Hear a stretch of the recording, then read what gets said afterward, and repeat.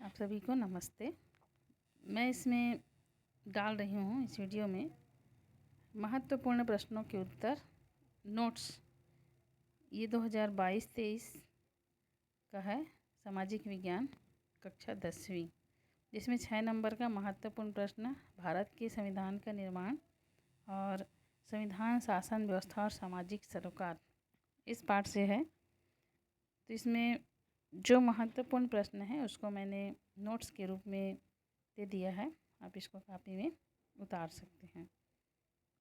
तो ये महत्वपूर्ण प्रश्न जो है, पहला, संविधान सभा ने संविधान निर्माण में लोगों की भागीदारी को बढ़ाने के लिए क्या क्या कदम उठाए। तो इसका उत्तर जो है इसमें है, इसको आप देख लेंगे, जिसमें पहला है प्रश्नावली का प्रयोग, दूसरा है अल्पसंख्यक मौलिक अधिकार परामर्श समिति की प्रश्नावली, तीसरा समाचार पत्र व आम सभा के द्वारा प्रस्ताव,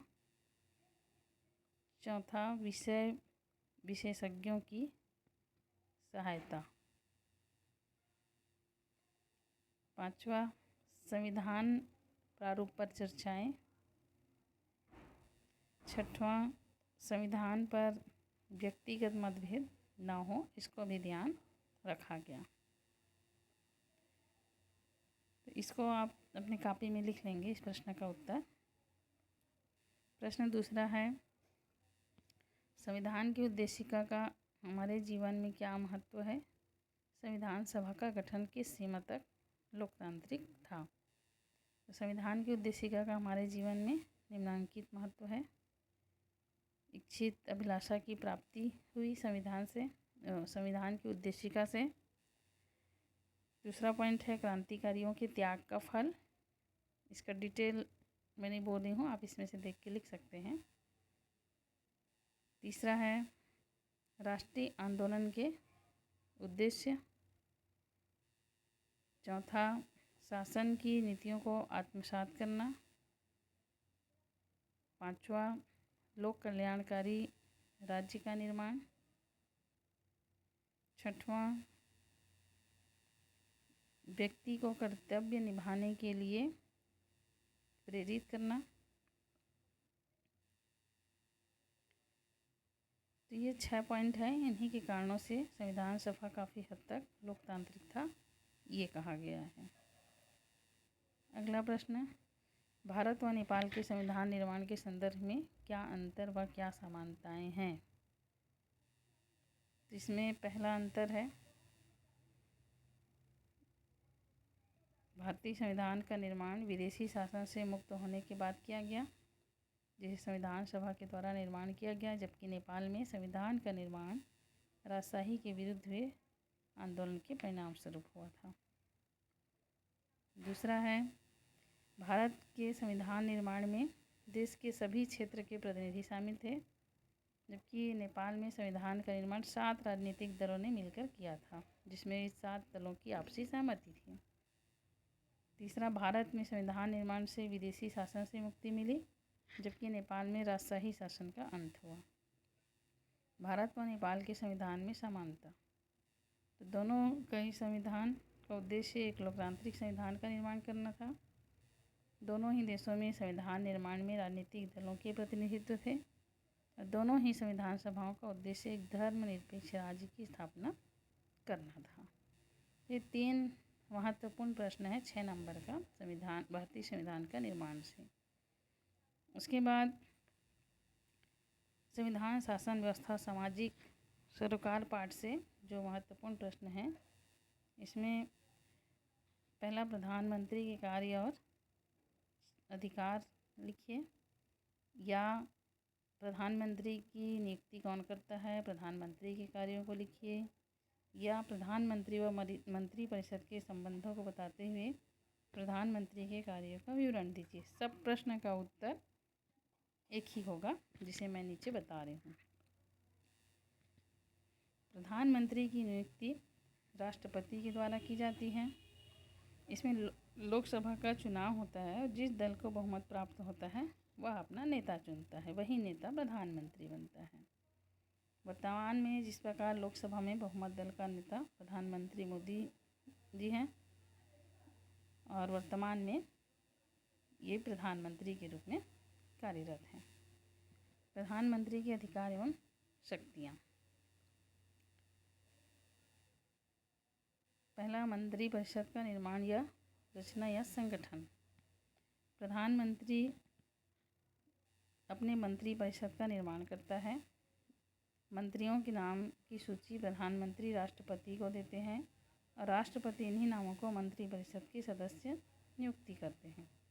संविधान में स्पष्ट रूप से उल्लेख है कि राष्ट्रपति प्रधानमंत्री की सलाह पर अन्य मंत्रियों की नियुक्ति करेंगे। दूसरा है मंत्रियों के विभागों का बंटवारा, उनमें परिवर्तन।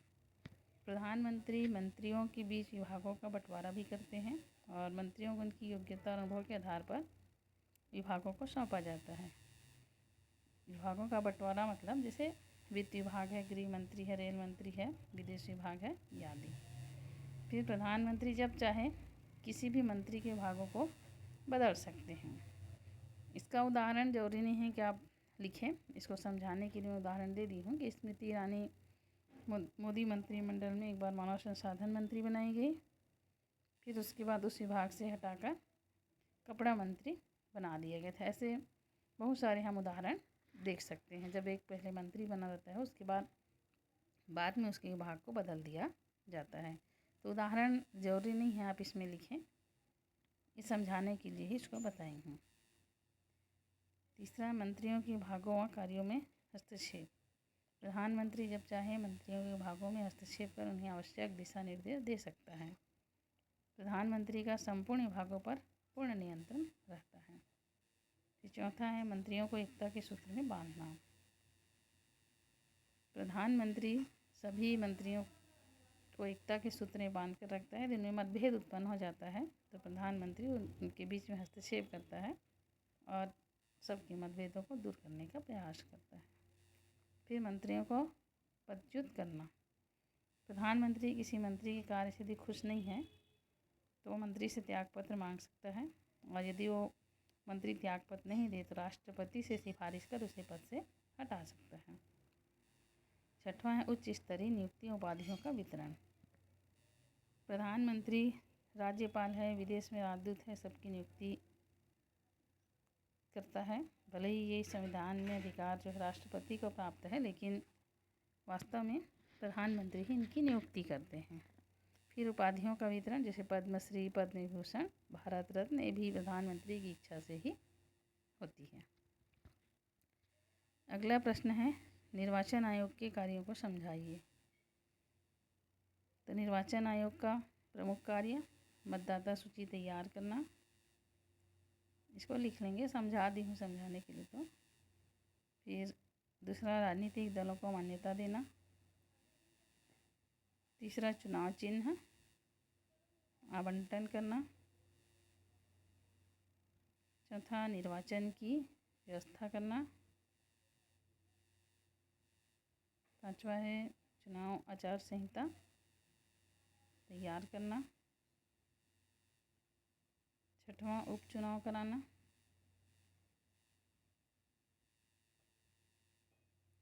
फिर अगला प्रश्न, राष्ट्रपति के कार्यों एवं शक्तियों को लिखिए अथवा भारत का राष्ट्रपति नाम मात्र का शासक नहीं है, स्पष्ट कीजिए।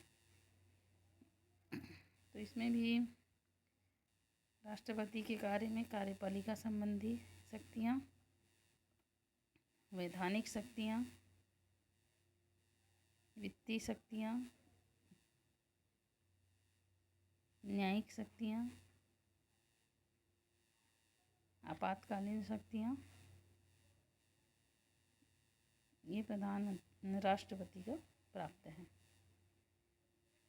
इसके बाद अगला प्रश्न है लोकसभा और राज्यसभा की कार्य व शक्तियों का तुलनात्मक अध्ययन कीजिए या भारतीय संसद की कार्यों और शक्तियों का वर्णन कीजिए। इसमें भारतीय संसद की कार्य शक्ति, विधि निर्माण संबंधी शक्ति कार्य, कार्यपालिका संबंधी कार्य और शक्तियाँ, वित्तीय शक्तियाँ एवं कार्य, उसके बाद संवैधानिक कार्य, फिर निर्वाचन कार्य, उसके बाद राष्ट्रपति पर महाभियोग लगाने का कार्य। राष्ट्रपति, उपराष्ट्रपति, सर्वोच्च न्यायालय का मुख्य न्यायाधीश, ये तीनों पर राष्ट्रपति तीनों पर महाभियोग लगा सकती है संसद के सदस्य।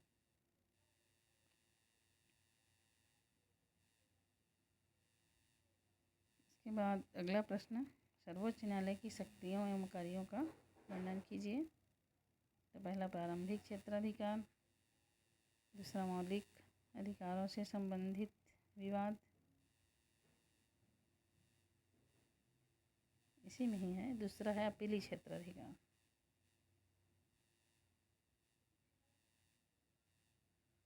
इसमें दीवानी है, फौजदारी है। और इस प्रकार से ये 6 महत्वपूर्ण प्रश्न हैं। इसको आप अपनी कॉपी में नोट्स के रूप में रख लीजिए। निश्चित तौर पर इसमें से एक आएगा ही आएगा। आप मान के चलिए 6 नंबर का एक प्रश्न तैयार हो गया है। तब तक के लिए नमस्कार। चलिए।